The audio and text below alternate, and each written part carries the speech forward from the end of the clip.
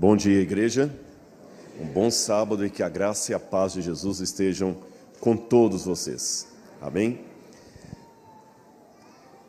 Meus irmãos, eu gostaria de, nessa manhã, na verdade, tem que corrigir o título ali.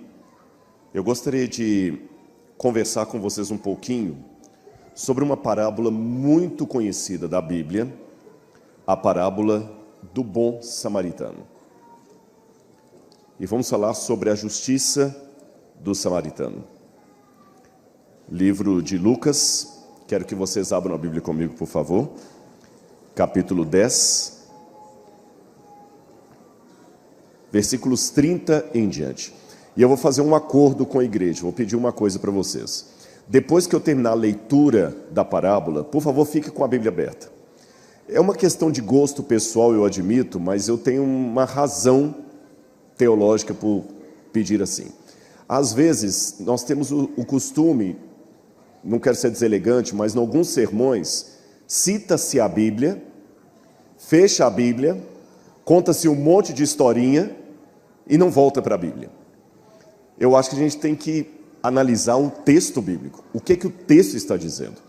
Eu costumo afirmar que um sermão que cita a Bíblia não é necessariamente um sermão bíblico. A diferença pode ser pequena, mas não é. Pode parecer pequena. Citar a Bíblia num sermão não torna o sermão bíblico. O sermão bíblico você tem que voltar ao texto. Então eu não posso simplesmente falar, olha, em São João 3,16, Jesus falou, em verdade, Deus amou o mundo de tal maneira que deu o seu Filho unigênito para que todo aquele que nele crê não pereça, mas tenha vida eterna. Aí eu largo a Bíblia de lado, começo a contar um monte de história, e você, o que esclareceu do texto bíblico? Então, para que isso não aconteça hoje, eu vou pedir que depois que eu ler, você fique com a Bíblia aberta, porque nós vamos voltar ao texto bíblico. Lucas, capítulo 10, o vento virou as páginas aqui, versículos 30 em diante. Na minha tradução, eu estou lendo a Nova Almeida atualizada, diz assim, e vocês também podem acompanhar ali no telão. Jesus prosseguiu dizendo, um homem descia de Jerusalém para Jericó e caiu nas mãos de alguns ladrões. Esses, depois de tirar a roupa e lhe causar muitos ferimentos, retiraram-se, deixando-o semi-morto. Por casualidade, um sacerdote estava descendo por aquele mesmo caminho, e vendo aquele homem, passou de largo. De igual modo, um levita descia por aquele lugar, e vendo-o, passou de largo. Certo samaritano que seguiu seu caminho, passou perto do homem, e vendo-o, compadeceu-se dele, e aproximando-se fez curativos nos ferimentos dele, aplicando-lhes óleo e vinho. Depois colocou aquele homem sobre o seu próprio animal, levou-o para uma hospedaria e tratou dele. No dia seguinte, separou 2 denários, isso é 2 moedinhas, e os entregou ao hospedeiro, dizendo, cuida desse homem, e se você gastar alguma coisa a mais, eu farei o reembolso quando eu voltar. Então Jesus perguntou, qual desses 3 lhe parece ter sido próximo do homem que caiu nas mãos dos ladrões? O intérprete da lei respondeu, o que usou de misericórdia para com ele. Então Jesus lhe disse, vá e faça o mesmo. Fique com a Bíblia aberta.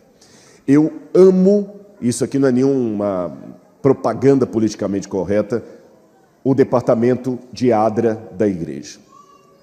Vou até mais além, a ADRA ou a ASA, Assistência Social Adventista. Eu até, com um certo constrangimento, tenho que admitir que é um departamento que deveria ter um holofote maior em cima dele. Se os irmãos olharem na Bíblia, em termos percentuais, a Bíblia fala mais da caridade do que da guarda do sábado. Há mais textos na Bíblia falando da viúva, do oprimido, do órfão e da necessidade de ajudá-los do que de profecias. Não estou com isso querendo dizer que a profecia é algo secundário, que a guarda do sábado é algo secundário, mas estou apenas relembrando que se olhar por ênfase na Bíblia, há uma ênfase maior à caridade do que a guarda do sétimo dia. E às vezes nós damos mais ênfase à guarda do sétimo dia e às profecias do que à caridade. Eu lembro quando eu entrei para a igreja que falava do departamento de Dorcas. Era uma salinha no fundo lá que aquelas senhorinhas ajudavam com a meia dúzia de roupa usada lá. E eu acho que a caridade e a assistência social deveria ser o carro-chefe de muitas de nossas ações.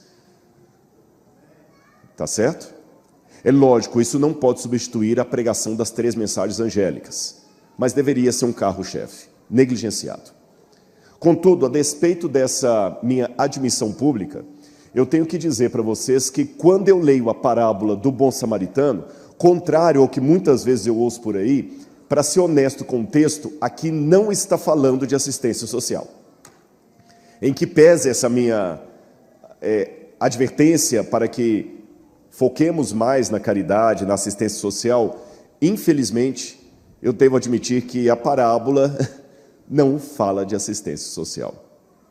E os irmãos sabem, para a gente poder entender um texto bíblico, é importante saber o seu contexto. Por isso que uma das coisas que eu sempre procuro fazer agora com arqueologia é colocar a Bíblia dentro de um contexto.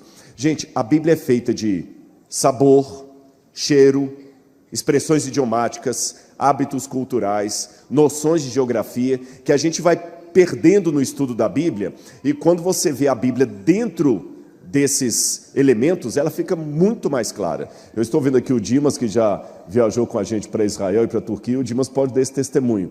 Como é que a Bíblia fica com uma outra leitura depois que você está lá, e o semblante das pessoas. Agora eu entendi. Então eu vou fazer um pouquinho desse exercício com vocês hoje, de olhar o contexto, para definir, afinal de contas, qual é o assunto da parábola do bom samaritano.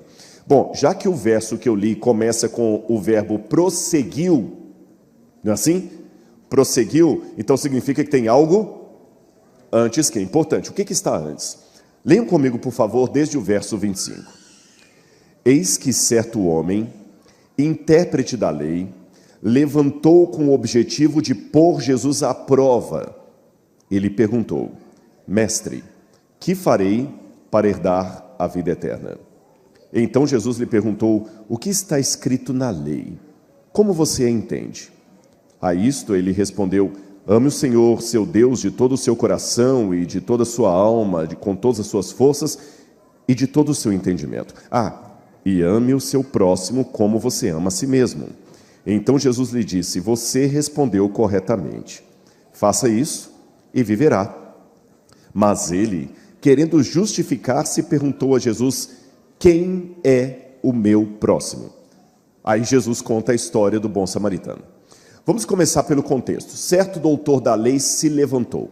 Essa expressão me diz que Jesus estava possivelmente num ensinamento público, talvez ali no alto de uma montanha da Galileia, como um rabi fazia com seus discípulos, ou, mais provável ainda, Jesus estivesse pregando numa sinagoga. Quando a gente escava sinagogas no Oriente Médio, a gente tem alguns elementos arquitetônicos que ajudam você a perceber que é uma sinagoga.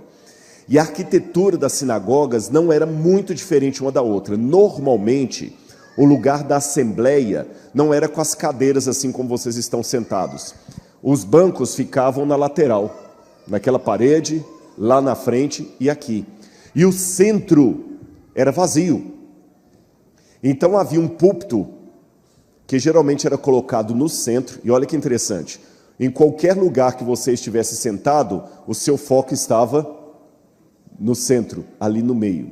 Aí vinha o próprio pregador, o chefe da sinagoga vinha com um carrinho. Sabe esses carrinhos de servir lanche em avião? Um carrinho parecido com aquele, levava a Torá até o centro. Quando não era um carrinho, eles pegavam um vaso de barro, tiravam do lugar do guinissá, onde a sinagoga era guardada, onde a Torá era guardada, e levavam até a frente. Ali ele abria o rolo, lia em pé, por questão de reverência, e a leitura não era feita como eu li aqui, certo homem, Eles liam, como o rabino faz até hoje na sinagoga, lia cantado. Cantado. Eu não sei o tom que eles cantam, é um jeito diferente lá. Tem um curso, inclusive, na Yeshivá, só para você cantar a Torá. E muitas partes da Bíblia, vocês não percebem porque está em português, mas no original hebraico está em forma de poesia. Então, a poesia que era recitada em cântico, em forma cantada, para facilitar a memorização. É óbvio, uma música faz você decorar muito mais a letra do que ficar apenas lendo ali. Então, a pessoa lia de maneira cantarolada. Ele podia ler uma porção da lei, que eram os livros de Moisés, ou uma porção dos profetas. E depois que ele lia, rolava o rolo da lei, entregava ao mestre de cerimônia, aí ele voltava, e aqui à frente, algumas sinagogas mais sofisticadas costumavam ter 2 bancos. Uma cadeira, que era chamada cadeira de Moisés, e uma outra cadeira que era chamada cadeira de Elias. Aí depois que ele lia, se ele lia uma porção dos profetas, ele sentava na cadeira de Elias e fazia o sermão sentado. Se ele lia uma porção de Moisés, da lei, ele sentava na cadeira de Moisés. Sem perder o foco aqui da parábola de Lucas, vamos ver a Bíblia falando sobre isso? Abra a Bíblia comigo, coloca um marcador de página, igual eu vou fazer aqui, olha. Coloca um marcador de página para você não perder. E vamos a Lucas, capítulo 4, versículos 16 em diante. Olha essa liturgia que eu falei, como é mostrada aqui na Bíblia. Lucas, capítulo 4, versículo 16. Jesus foi para Nazaré, onde havia sido criado. Num sábado entrou na sinagoga, segundo o seu costume, e levantou-se para ler. Lembra que eu falei? Então Jesus foi até o centro e começou a ler uma porção do profeta Isaías. Só um minutinho que o vento virou minha página aqui. Depois que Jesus leu, aqui olha, então lhe deram o livro do profeta Isaías, e abrindo o livro achou o lugar onde está escrito. Aí Jesus lê Isaías, vou pular essa parte. Verso 20. Tendo fechado o livro, Jesus o devolveu ao assistente e sentou-se. Na cadeira de Moisés ou de Elias? O que vocês acham? Qual porção que ele leu? Isaías. Então tinha que ser na cadeira de Elias. Porque Moisés representa a lei e Elias representa os profetas. Por isso que na transfiguração apareceram junto com Jesus Moisés e Elias. Os dois apontando para Cristo, quer dizer, a lei e os profetas apontam que ele é o Messias. Por isso que as 2 testemunhas, vestidas de pano de saco, de Apocalipse capítulo 11, quando você vê a descrição, uma testemunha parece com Moisés e a outra parece com Elias, a lei e os profetas. Por isso que nós interpretamos como sendo a Bíblia Sagrada.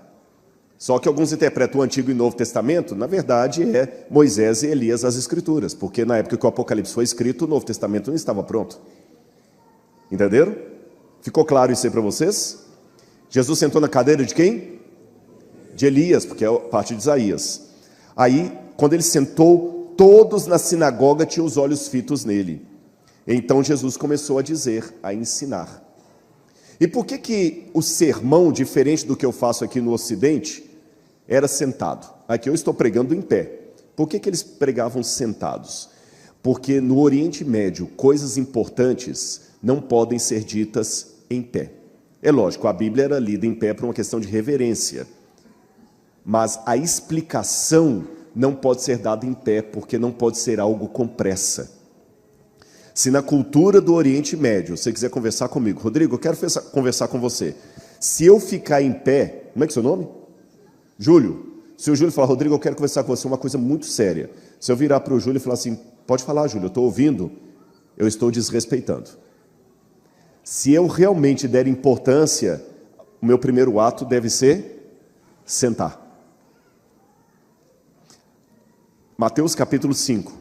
Vendo Jesus as multidões, subiu ao monte, e como se assentasse, aproximaram-se seus discípulos. E ele passou a ensiná-los, dizendo...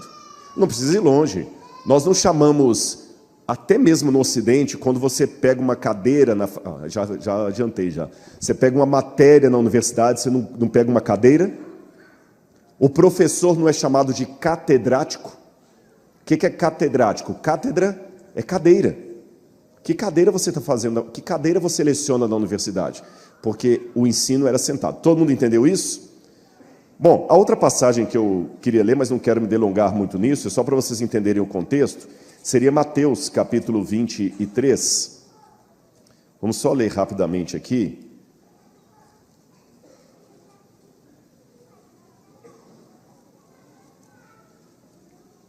Mateus, capítulo 23.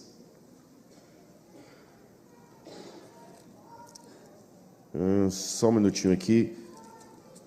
Estou procurando aqui. É o verso onde Jesus fala o seguinte.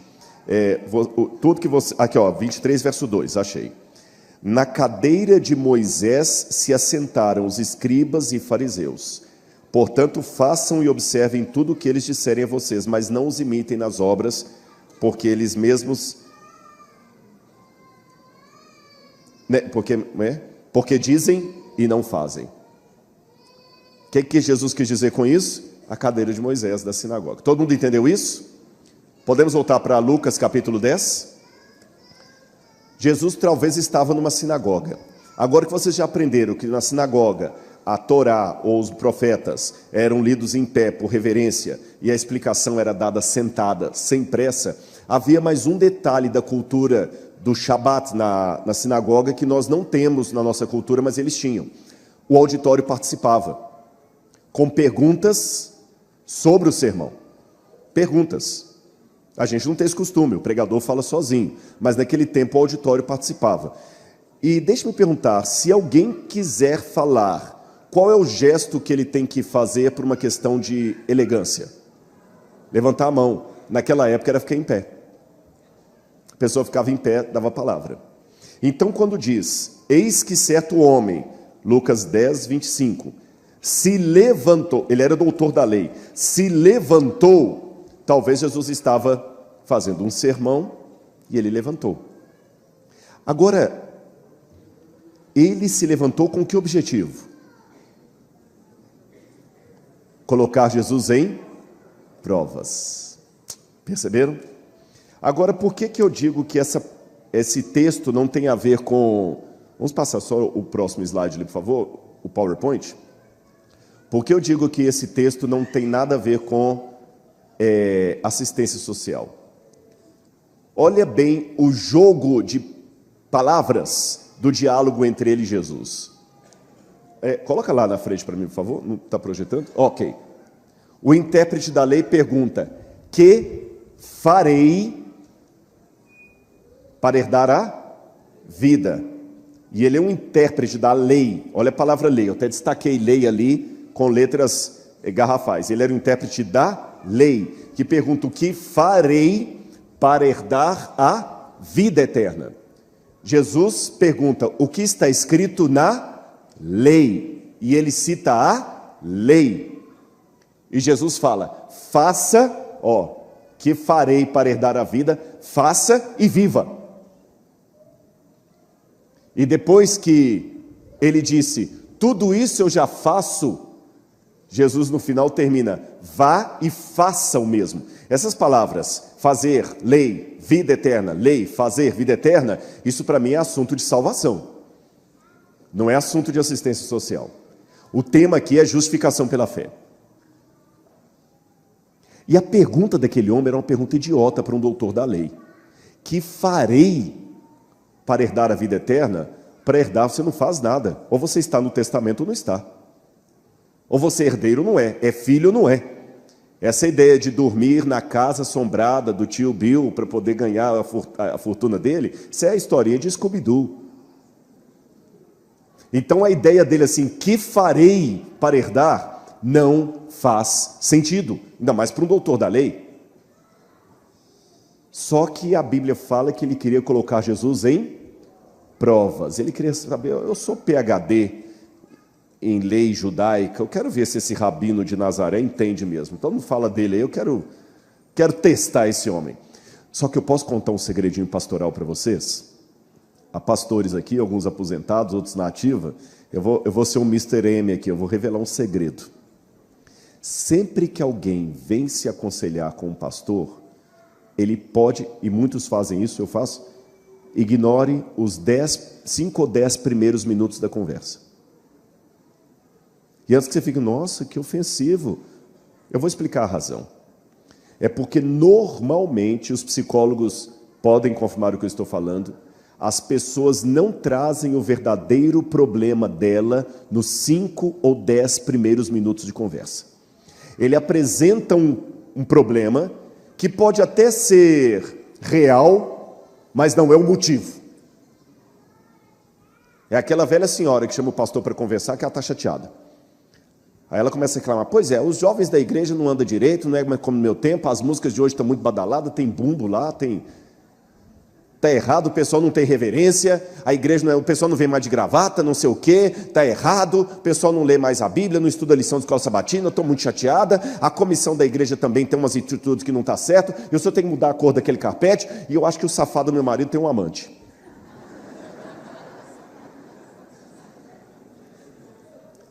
Pode parecer cômico, mas é a realidade.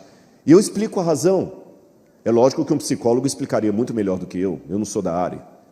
O seu inconsciente, ele tem travas para proteger você, e tem coisas do inconsciente que ele não quer que venham à tona, então ele tenta bloquear. O Freud, embora o Freud está mais para a psicanálise, né, do que da psicologia, o Freud tem um caso lá da esquizofrenia, um caso clássico de uma moça que ele tratava de esquizofrenia, e um dia numa terapia ela falou que o pai dela ficou assustado quando ela falou que ia virar prostituta, quer dizer, protestante. Ela trocou a palavra prostituta com protestante, na verdade o inconsciente estava travando o que ela queria dizer. Perceberam? Querem um exemplo bíblico? Vou dar 2. No Jardim do Éden. Adão, por que você fugiu e se escondeu? Qual foi a resposta dele? Porque eu estava nu. Era verdade ou era mentira? É verdade. Mas o problema era porque ele estava nu? Você está nu? Mas quem fez você saber que estava nu, Adão? A mulher que o Senhor me deu um fruto, aí eu comi. O problema de Adão é que ele estava em pecado, mas ele não falou isso de cara. A mulher samaritana, qual que era o grande problema dela? Ela queria se sentir amada, mas até Jesus chegar ao ponto de chama o seu marido e vem cá, e ela fala, eu não tenho marido, ela conversou com Jesus sobre água, sobre Monte Gerizim, sobre judeu e samaritano, sobre tudo. Nós também somos assim. Então aquele jovem doutor da lei queria testar Jesus só no primeiro momento. Aí Jesus, você quer me testar? Não é isso? Ele não queria colocar Jesus a provas? Que farei para herdar a vida eterna? E Jesus, como um bom rabino, respondeu uma pergunta com outra pergunta. O que está escrito na lei? Dizem que uma vez perguntaram ao judeu, por que vocês judeus têm o costume de responder uma pergunta com outra pergunta? Ele respondeu, há algum mal nisso? Mestre, que farei para herdar a vida eterna? Bom, já que você acha que tem que fazer alguma coisa, o que está escrito na lei? Na lei está falando isso, então. O que você está me perguntando? Vai e faz.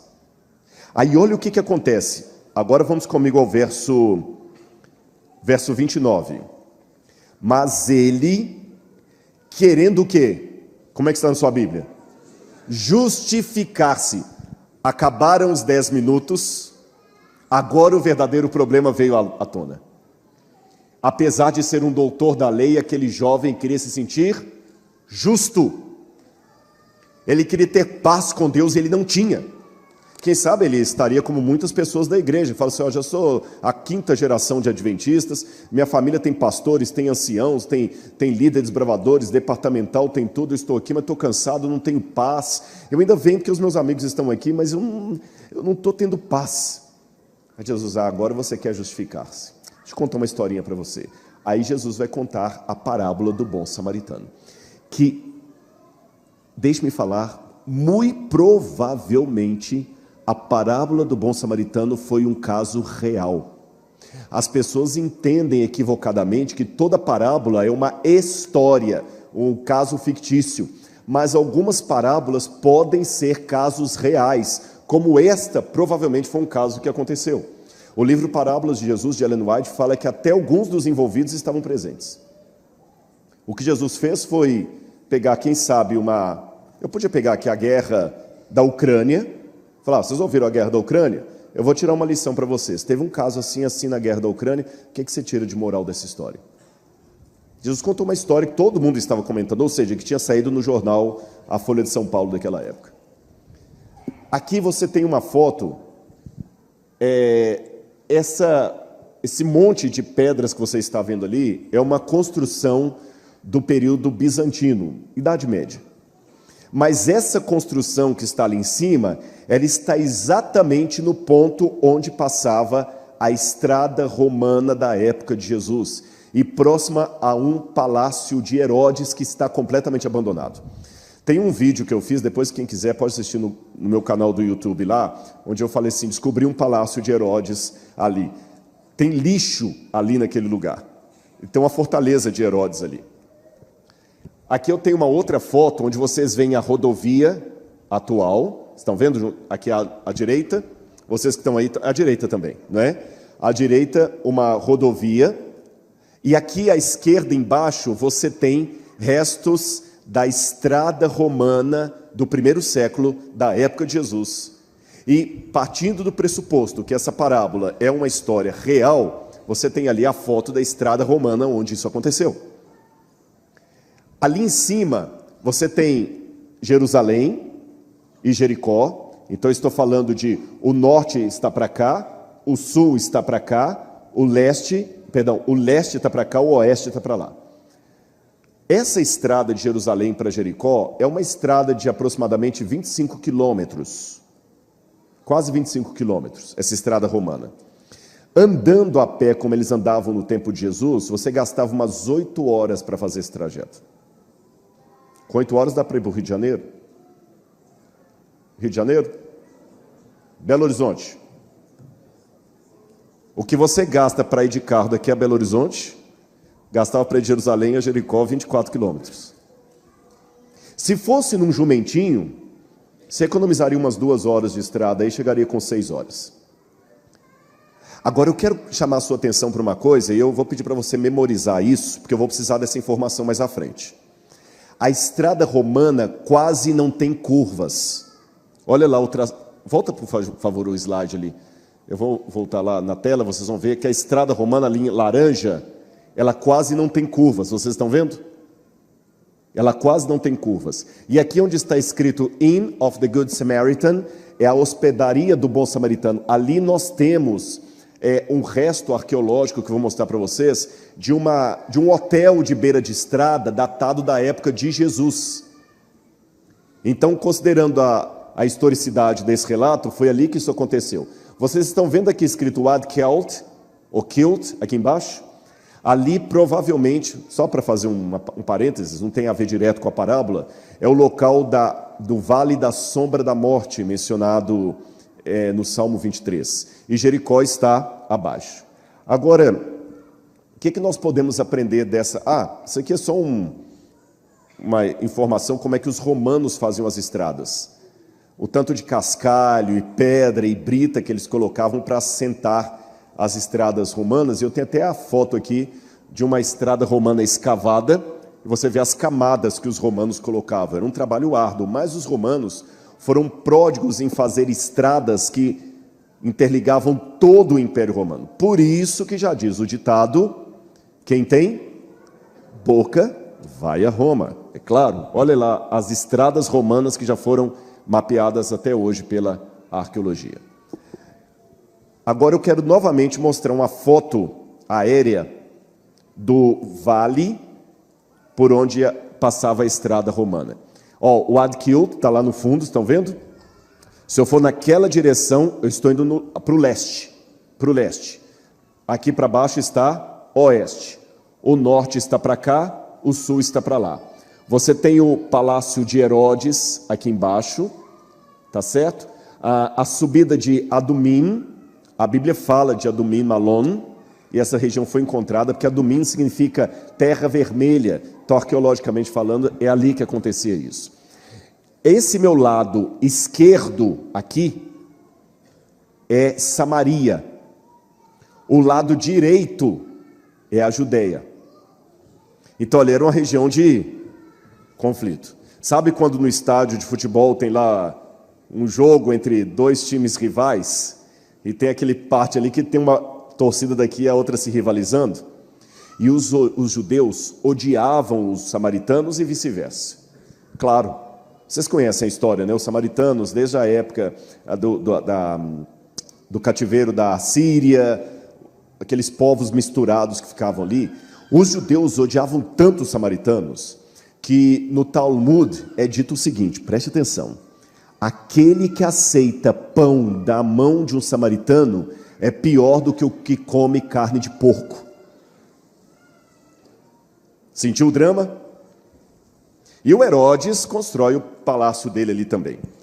Bom, já que eu falei com vocês para prestar atenção nesse detalhe, agora vamos à parábola. Volta aquela imagem que eu quero mostrar uma coisa para vocês. Vocês estão notando que tem um vale com uma cadeia de montanhas para um lado e uma cadeia de montanhas para o outro. Então era um lugar muito perigoso. Deixa eu voltar aqui, depois eu mostro aquilo ali. Era um lugar muito perigoso. Por quê? Bandidos ficavam escondidos nas pedras e quando o pessoal passava, eles assaltavam. O comum era esperar um grupo para descer, para não ir sozinho. Só o fato daquele homem que foi assaltado estar andando sozinho, foi imprudência. E muita gente podia julgar, por que ele foi sozinho? Como a gente julga, né? Não sei. Eu sei que ele foi e foi assaltado. Foi assaltado como muitos de nós somos assaltados até hoje, porque a filosofia dos bandidos é: o que é seu é meu, por isso eu vou tomar. E não pensem apenas naquele ladrão à mão armada que assalta alguém na porta do banco. Há muitos outros ladrões desse mundo. Por exemplo, é um paradoxo que numa época de tantos meios de comunicação, é o tempo em que nós menos nos comunicamos. Alguém até colocou, ironizando na internet, que durante a pandemia acabou o pacote de dados de um celular e um jovem, depois de anos, encontrou a mãe dele em casa. Aí mostrou um menino abraçado com a mãe assim chorando. Nós não nos comunicamos. Roubaram a nossa capacidade de entender o outro. Roubaram o nosso tempo. Quanto menos coisas temos para fazer, mais ocupados estamos. Que hoje a máquina faz para você. A máquina calcula. Engenheiro, todos aqueles cálculos que você precisava ficar fazendo pela cabeça antes ou com a calculadora, hoje o computador calcula. Já traz a metragem pronta. Quando eu fiz teologia, a gente tinha que escrever os nossos trabalhos assim na máquina de escrever e colocando ali a margem para não passar uma lei e passar erro. Hoje não, o computador formata, se você errar a palavra já mostra que você errou, e mesmo assim a gente não tem tempo de ler, não tem tempo de escrever, não tem tempo de nada. Estão fazendo com que nós fiquemos cada vez mais ocupados com coisas importantes, sem tempo para as coisas que são essenciais. O que é seu é meu, por isso eu vou tomar. Aí, aquele homem apanhou, tiraram tudo que era dele, talvez levaram suas roupas também, suas vestes. Ele estava caído, seminu no chão, ensanguentado, semi-morto. E quem veio descendo pelo caminho, curiosamente também sozinho, imprudente, quem? Não ouvi. O que está na Bíblia? Sacerdote. E a Bíblia diz assim, vamos a Mateus capítulo 10, versículo 31. Por casualidade, um sacerdote estava descendo por aquele mesmo caminho, e vendo aquele homem, passou de largo. Por que o sacerdote não ajudou aquele homem caído à beira da estrada? O que vocês acham? Porque ele não tinha coração? Medo? A resposta pode assustar o brio ortodoxo de alguns. O sacerdote não ajudou aquele homem porque ele era muito fiel a Deus. E eu provo. Eu sei que é um paradoxo. Ele pecou porque obedeceu à lei de Deus, é isso que eu estou falando. É um paradoxo, mas eu vou provar que é isso. Na lei de Moisés, Eu falei no primeiro sermão aqui, quero repetir, eu não gosto muito da expressão lei de Moisés, embora seja uma expressão bíblica. Mas deixe-me explicar por que hoje eu tenho um certo receio com a expressão lei de Moisés.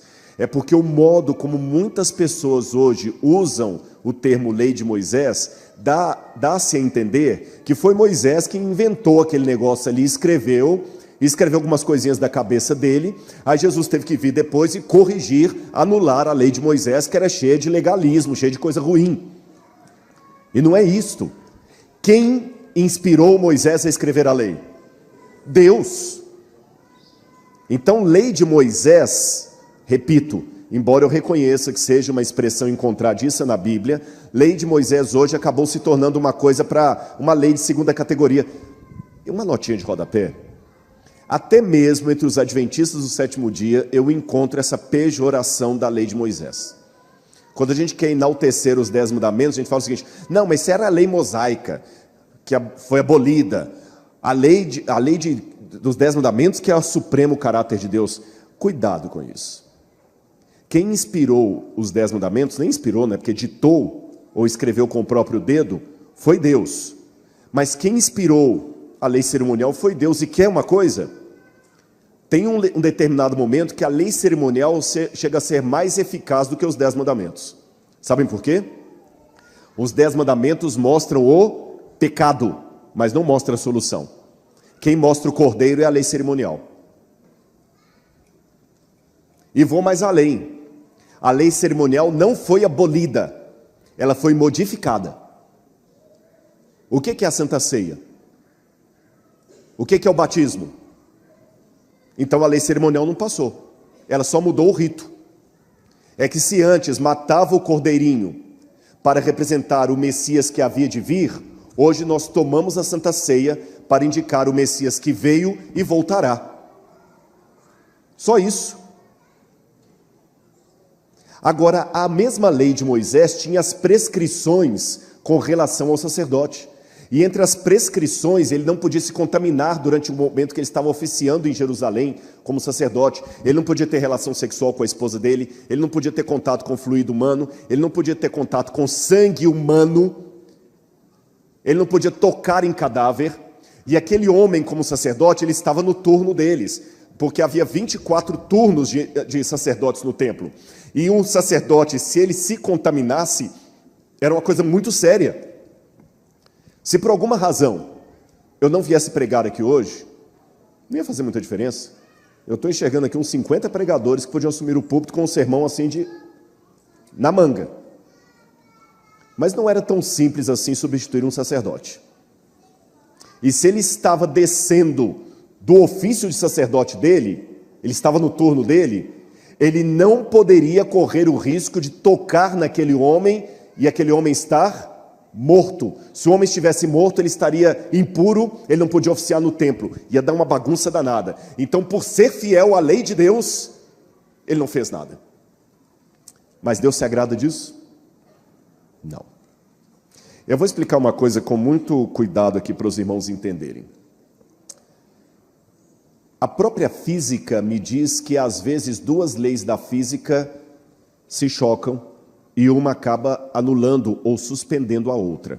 Por exemplo, quando você joga um objeto para cima, quando ele começa a subir ao invés de descer, é porque a lei da propulsão suspendeu a lei da gravidade. Senão ele não subiria. Mas vai chegar um momento em que a lei da gravidade vai suspender a lei da propulsão e o objeto vai descer. Assim isso não é uma contradição, é assim que a física funciona. Uma lei suspende a outra e com Deus é a mesma coisa. Às vezes duas leis de Deus vão estar em choque e uma vai suspender a outra. Quer um exemplo prático?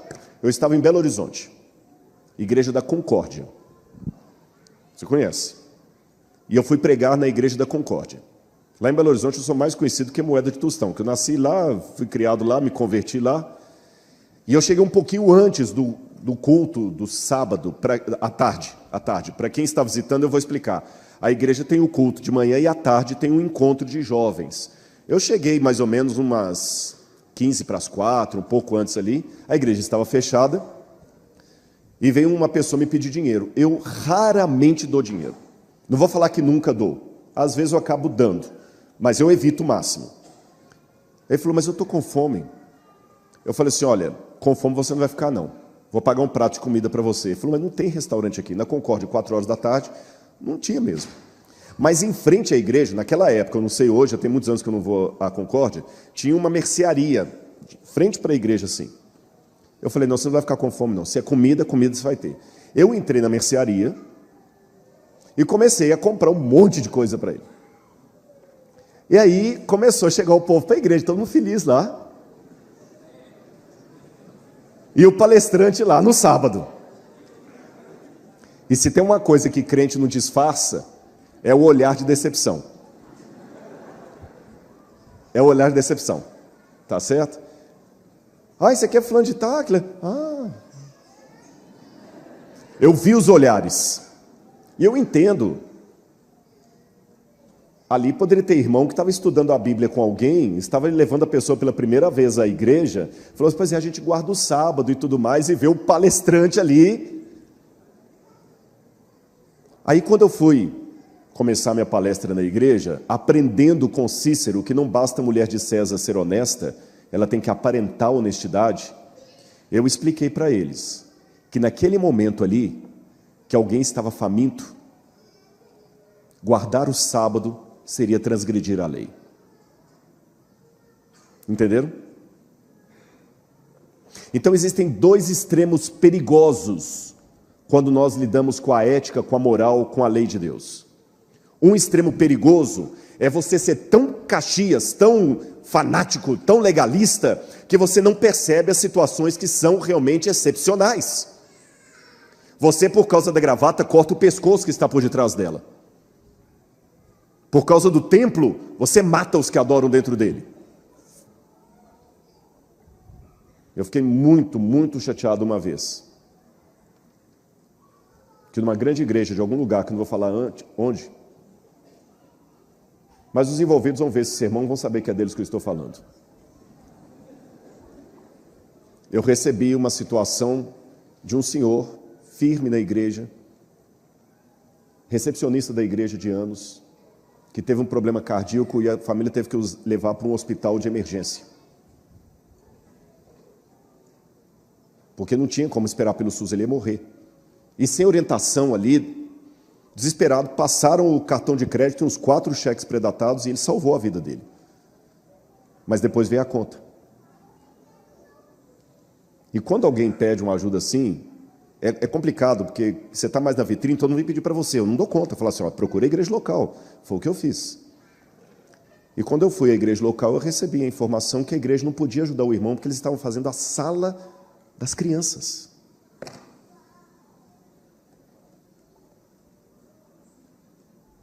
Eu fiquei muito decepcionado. Isso os que estão ouvindo falar, você não entendeu? Não entendi mesmo. Eu não estou falando onde foi, mas se algum dia os que estão envolvidos com quem eu falei sobre isso ouvirem, pode saber, não entendi e continuo não entendendo. A gente não pode tirar do caixa da igreja, tem que fazer a sala das crianças. Isso me dá vergonha. Eu acho que as crianças não vão sair da igreja. Eu não tenho filhos, mas eu acho que mesmo os pais, que seu menino não vai sair da igreja porque ficou 3 meses a mais sem a salinha das crianças, né?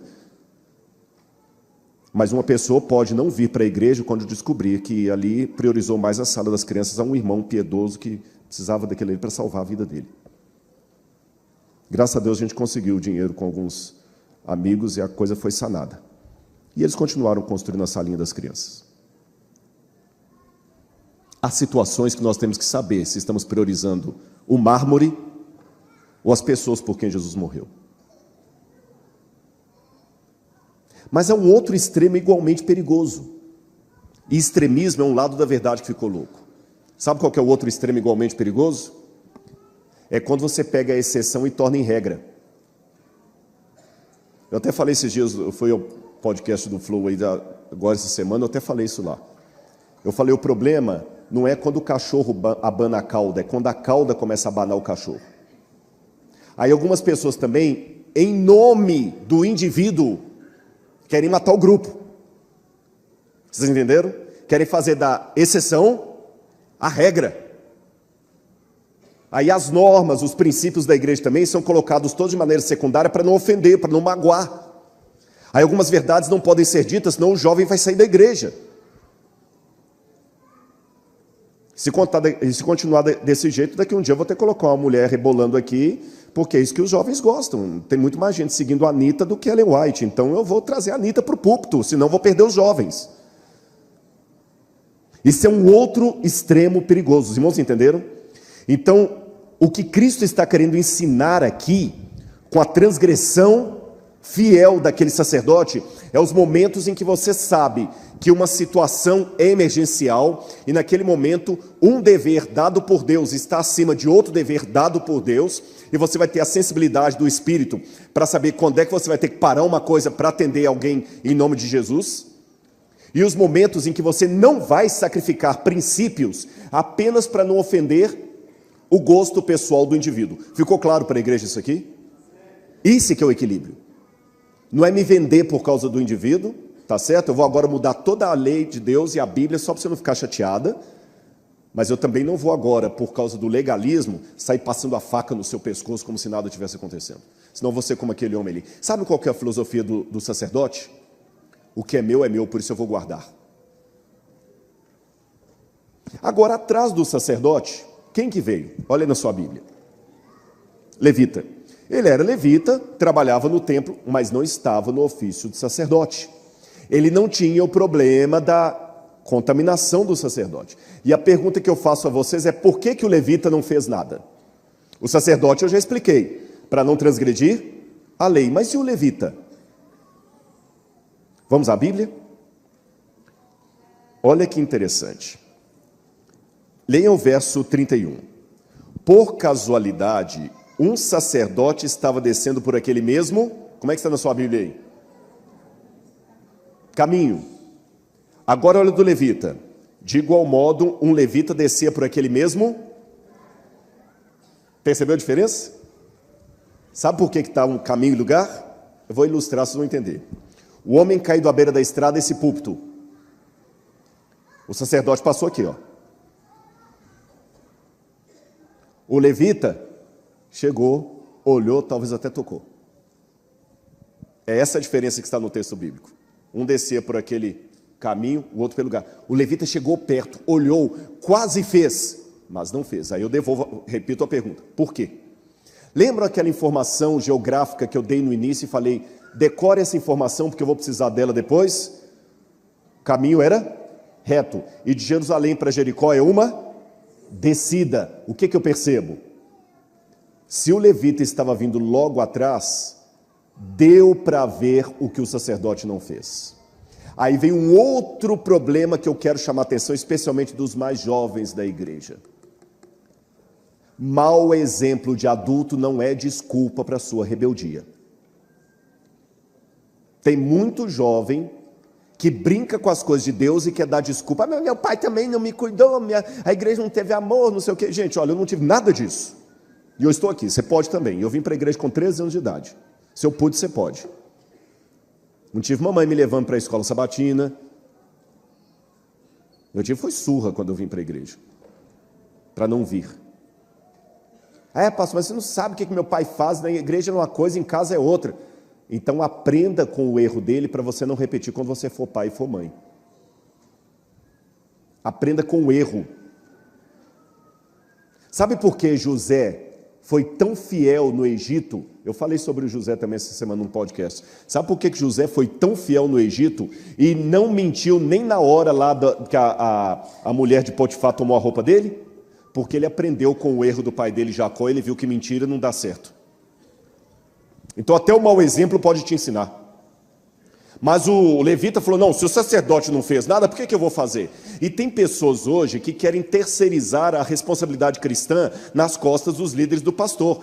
Tem irmãos da igreja que são excelentes para trazer endereço para a gente. Eu encontrei com a pessoa no ponto que estuda, que assiste a Novo Tempo, vai lá visitar. Quando é que você vai? Pastor, quer falar com o senhor? Ontem uma irmã da igreja está passando fome. Tá, e o que você já fez? Está esperando só pelo outro. E quando o outro não faz, também não precisa fazer. Para terminar a parábola e não cansar muito vocês, vamos finalmente ao herói da história. Quem? O samaritano. Certo samaritano que seguia o seu caminho. Olha que interessante. O sacerdote descia por aquele mesmo caminho. O levita passou por aquele mesmo lugar. E o samaritano seguiu o seu caminho. Sabe por quê? Olha no quadro lá de novo, por favor, a imagem. Estão vendo aquelas montanhas ali, ó? Lembra que eu falei qual que era a divisão dos territórios aí? O que estava do lado de lá? Judeia. E do lado de cá? Samaria. O samaritano não ia usar a rua dos judeus. Primeiro, porque ele correu o risco de ser linchado ali. E segundo, você sabe que quando me rejeitam, a tendência da pessoa também é rejeitar. Ele estava lá em cima. Ele foi criado odiando os judeus. Mas quando ele viu alguém em necessidade ali, ele conseguiu aquela vivência cristã que eu desejo para a minha vida e para todos vocês aqui. Ele não olhou cor, não olhou lugar, não olhou circunstância. Ele desceu e foi ajudar. Agora tem uma coisa que vai surpreender vocês. Quando o samaritano cuida do homem, ele põe o homem no seu próprio animal e leva o homem para onde? Para a hospedaria. Aqui está um pedacinho apenas do sítio arqueológico onde você pode ver, aqui embaixo, olha, os restos de uma hospedaria do primeiro século, da época de Jesus. Então, considerando que essa parábola é uma história real, foi ali é justamente o pedaço da cozinha. Foi exatamente ali onde aconteceu esse episódio, em que o samaritano entregou o homem e falou, cuida dele, se gastar alguma coisa a mais, eu te reembolsarei quando voltar. Agora, aqui como era hospedaria se tivesse construída, e um detalhe, essa hospedaria era um hotel de beira da estrada, onde todo mundo ficava, porque 8 horas para fazer esse trajeto, era muito comum você passar a noite ali. E não tinha hotel Ibis em cada esquina. Você não tinha muita opção. Então ali ficava do pobre ao rico, do sacerdote à prostituta, do religioso ao não religioso. Todo mundo ficava ali. Não tinha muita escolha. Detalhe importante também, decorem, todo mundo tinha que ficar na hospedaria para não continuar de noite. Era uma necessidade de ficar ali. Mais do que uma escolha. Aquele homem caiu à beira da estrada, passou o levita, o sacerdote não fez nada, o levita não fez nada, o samaritano o ajuda e o leva para a hospedaria. Agora tem uma parte que sempre me inculcou nessa parábola. Olhem a resposta de Jesus no verso 36. Qual desses três lhe parece ter sido o próximo do homem que caiu nas mãos dos ladrões? Você lembra qual foi a última pergunta que o doutor da lei fez para Jesus antes de Jesus contar a parábola? Repitam em coro. Quem é o meu próximo? Então, coloca ali na tela, por gentileza, eu quero ilustrar isso. Jesus é o bonequinho preto. Tá bem? O doutor da lei é o bonequinho azul. E o bonequinho azul perguntou para o bonequinho preto quem é o vermelho. Quem é o meu próximo? Por isso que eu coloquei uma interrogação. O bonequinho azul perguntou para o bonequinho preto quem é o vermelho. O meu vermelho. Vou repetir mais uma vez. O bonequinho azul perguntou para o bonequinho preto quem é o meu vermelho. E o bonequinho preto perguntou de volta, quem foi o vermelho do que caiu na beira da estrada? Vocês conseguiram matar a charada ou não? Quem foi o vermelho do que caiu na beira da estrada? Quem era o doutor da lei? O homem que foi assaltado. Perceberam? Quem é o meu próximo? Quem foi o próximo do que caiu na beira da estrada? O doutor da lei foi a vítima do assassinato, do quase assassinato, do roubo. O doutor da lei que estava decepcionado com o judaísmo, que ele era tão fiel, e agora que ele cai na beira da estrada, talvez inconsciente, os líderes da religião que ele tanto amava, que ele tanto era fiel, que ele era doutor naquela área, não fizeram nada para ajudá-lo. E a ajuda veio de quem ele menos esperava, de um samaritano. E para piorar, quem come o pão da mão do samaritano é pior do que quem come carne de porco. Isso num contexto judaico. O que Jesus quis dizer com isso? Em primeiro lugar, você me perguntou quem é o seu próximo para você ajudar, e eu estou mostrando que você que precisa de ajuda. Em segundo lugar, Jesus foi xingado de samaritano pelos judeus. Então o samaritano acaba sendo um emblema, um símbolo do próprio Jesus. Terceiro lugar, qual é o meu papel na salvação? O que eu posso fazer para ser salvo? Não atrapalhar o papel do Espírito Santo. Não atrapalhar o papel de Deus. E quem não atrapalha já ajuda. Quarto lugar, porque o que aquele homem podia fazer para ser salvo? Nada, só aceitar. Quarto lugar, Jesus pode chegar para você com um semblante que vai chocar a sua ortodoxia. Ele vai chegar como um samaritano. Quinto lugar, o samaritano salva você, mas não deixa você no lugar onde se salvou. Então acaba com essa bobagem de cristianismo sem igreja. Eu não quero saber de igreja, eu quero saber de Jesus. Acaba com isso. Jesus não salva ninguém para deixar onde ele encontrou. Jesus tira a pessoa da estrada, mas ele não leva para o céu. O samaritano tirou o homem da estrada, mas não levou para casa. Levou para onde? Para a hospedaria. E quem ficava na hospedaria? Todos. Deus não salva você do mundo para deixar você no mundo. Ele tira você de lá, mas não leva para Nova Jerusalém. Ele traz para cá. E a hospedaria, como eu falei, era um lugar pequeno, apertado, onde o rico tinha que ficar junto com o pobre, onde o chato tinha que ficar com o legal, onde o religioso tinha que ficar com o não religioso. Incomodava. Mas, irmãos, é como a arca de Noé. Você suporta o mau cheiro dentro por causa do dilúvio que está lá fora. E com uma notinha. Dá uma cheirada se não é você que está exalando mal. Deus quer trazer você para esta hospedaria aqui. Todos os dias. Todos os dias. E quando Deus vai trazendo pessoas para a hospedaria, eu estou falando nessa manhã para pessoas talvez aqui que já estão na 5ª geração de adventistas, estão cansados. Olha, hoje eu fui muito atuante aqui no IASP, hoje estou cansado, já cuidei de desbravador, já cuidei de coral, agora chega, não dá mais, sabe? É muita crítica, muito problema, muita panelinha, muita briga, muita confusão. Não, eu prefiro vir assistir meu culto e ir embora. Muitos sábados eu nem vim para cá, eu prefiro assistir em casa, porque em casa eu assisto quem eu quiser, né? Um dia eu vejo o pregador A, B, C, ninguém vai me incomodar, não preciso trocar de roupa, paro, não quero vir para cá. Ele falou, vem. Eu estou cansado, eu já fui prejudicado demais. Cuida dele. Todos os dias Deus está trazendo pessoas para cá. Cuida deles. E se alguma coisa gastar a mais, eu te indenizarei quando voltar. Eu te reembolsarei quando eu voltar. Eu quero terminar o sermão aqui contando uma história para vocês que eu já contei em outra ocasião. Nicholas Wilton, um homem que resolveu durante a Segunda Guerra Mundial fazer algo por alguém. Ele salvou mais de 600 crianças judias. Ele tirava essas crianças para a Inglaterra. E lá na Inglaterra ele conseguia famílias que adotavam essas crianças na esperança de que os pais, depois da guerra, salvassem essas crianças. Mas a maior parte dessas 600 e tantas crianças acabaram crescendo e os pais morreram em Auschwitz, Dachau, Treblinka, Sobibor, em alguns dos campos de concentração nazistas ali.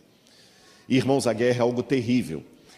Eu quero fazer até um convite para vocês. Hoje à noite vai ter uma hora social em frente à casa do irmão Dário. E eu vou contar um pouquinho que semana retrasada eu estava em campo de refugiados sírios. E eu ouvi histórias ali tremendas. De pessoas que estão há 11 anos morrendo em barracas porque fugiram da guerra da Síria.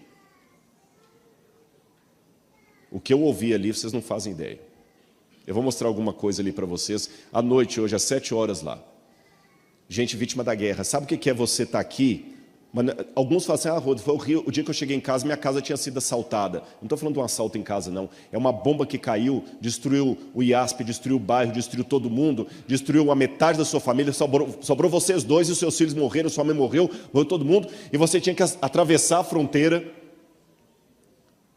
É a guerra. Eu ouvi isso agora, semana passada. E eles agora estão sendo expulsos do Líbano para a Síria para voltarem, estão com medo de voltarem e serem mortos por Bashar al-Assad. Nicholas Wilton experimentou isso, e quando ele tirava essas crianças, ele tentava entretê-las ali, porque elas estavam assustadas, foram tiradas da sua família, e a criança não entendia o que estava acontecendo. Aqui várias fotos dele caminhando com as crianças pelas ruas de Praga, na República Tcheca. E quando a guerra acabou, Nicholas Wilton perdeu o contato com essas crianças, mas ele guardava datilografada toda a lista com o nome das crianças, o nome do pai biológico, o nome da família de adoção, tudo, o nome da criança, tudo. Era um scrapbook. Até que cartões de identificação, cartas dos pais, até que um dia a esposa dele, com quem ele se casou depois da guerra, foi ao sótão e encontrou aquele livro. E quando ela abriu o livro e viu aquelas histórias ali, ela ficou impressionada. Ela falou: o que é isso? Ele falou: na guerra, eu ajudei umas crianças a virem para cá, para fugirem do nazismo. Ela falou: você salvou muita gente. E a esposa dele, que começou a puxar a história e foi atrás. Ela encontrou, inclusive, Thomas Berman, que hoje, adulto, com família, foi uma das crianças que ele salvou. Ele entendeu a justificação pela fé e a parábola do bom samaritano. Agora eu vou mostrar para vocês o que aconteceu. Isso é uma estátua que foi feita para Nicholas Wilton e as crianças que ele tirou. Num programa da BBC, chamado That's Your Life, eles resolveram contar a vida de Nicholas Wilton. E veja como a vida dele foi contada. Coloca o vídeo, por gentileza. Nicholas Wilton está sentado ali com a mão no queixo, de óculos, aquele senhorzinho. Ele salvou 664 crianças. E ela está falando do scrapbook dele e as fotos das crianças que ele salvou. Aí está o senhor Nicholas Wilton.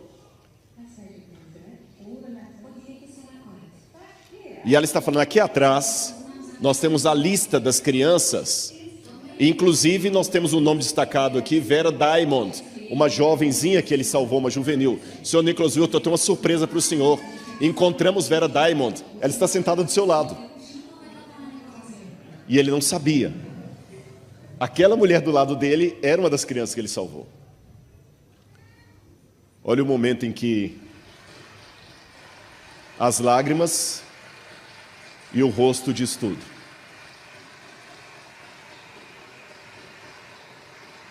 Não dá para falar muita coisa nessa hora, né? A não ser um singelo e tímido obrigado. Obrigado. Enquanto ele estava falando, outra mulher pediu a palavra e falou: desculpe-me, eu também estou aqui, eu tenho um cartão de identificação e eu gostaria de revelar. Senhor Nicholas Wilton, também muito obrigada. O senhor salvou a minha vida também. Eu sou uma das crianças. E a apresentadora do programa, nesse momento, quebrando todo o protocolo, falou: por favor, eu queria perguntar, há mais alguém aqui neste auditório que foi salvo pelo Dr. Nicholas Wilton? E então o samaritano, tirando 2 denários, entregou ao hospedeiro, dizendo: cuida dele. E se alguma coisa você gastar a mais, eu indenizarei você quando voltar. Ele não salvou 5 milhões de judeus que foram mortos por Hitler, mas ele salvou aquelas ali. E a coroa de glórias e estrelas não é apenas de pessoas que demos estudos bíblicos. São pessoas que nós ajudamos com o amor e a caridade. Você não vai resolver o problema de toda a humanidade, mas se você ajudar pelo menos uma, já valeu a pena.